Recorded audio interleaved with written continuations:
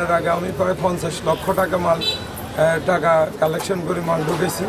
আমার এখন দেওয়ার মতো কিছু নেই, আমি একবারে পথের ভুগে রেখেছি।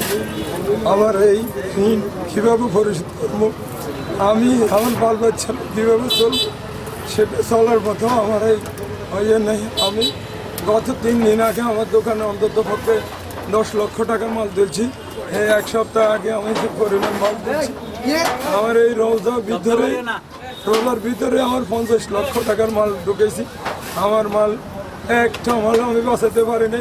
আমি বদ্ধ করে বাড়িতে গেছি, শুরুতে আগুন লাগছে আর দই আসি, আর কিছুই আমি আর বাঁচাতে পারিনি। আমার সব শেষ হয়ে গেছে। 50 লক্ষ টাকার মাল চলে গেছে, 50 লক্ষ টাকা সব চলে গেছে। আমার পরনের লুঙ্গিটা নিয়ে বাড়িতে পারি না, এই আমার হাত চলে গেছে, আমার হেডের উপর গেছে।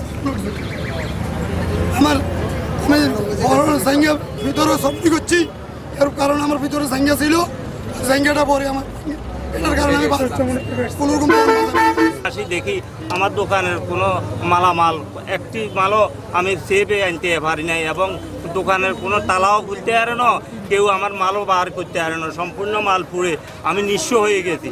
এখন আমি ধার দেনা কোত্থেকে শোধন করব। এখন দেওয়ার পরে আমরা তো দৌড়ি তো আর এখানে কিছুই হয়নি, সব জড়ি গেছি। 40 লক্ষ টাকার মাংস দিয়েছি। এখানে 2টা কাপড় দোকান, মোট 2টা দোকান, আর 3-4টা মনে হয় মুদি দোকান, আর একটা আজাদের দোকান। এই ছেলেটাও বাজারে বড় ব্যবসায়ী ছিল। গত বছর আগুনে, ভয়াবহ আগুনে সে ক্ষতিগ্রস্ত হয়েছে। তার দেনা করি আবার এনজিও থেকে লোন টোন নিয়ে সবাই আবার পুনর্বাসন করার চেষ্টা করছে, কিন্তু ভাগ্যের নির্মম পরিহাস 1 বছর যেতে না যেতে আবার এই ধরনের ভয়াবহ পরিস্থিতির সৃষ্টি হয়েছে, যা এবার তাদেরকে আর ঘুরে দাঁড়ানোর মতো তাদের আর কোনো এরকম পরিস্থিতি নেই। দোকানদারগুলো গত বছরও মানে বিশাল আকারে ক্ষতিগ্রস্ত হয়েছে, কোথাও থেকে কোনো অনুদান আসে নাই। সামথিং যেটা রাইট সাইডে দিয়ে এটার ক্ষতিপূরণ দেওয়া কোনোভাবে সম্ভব না।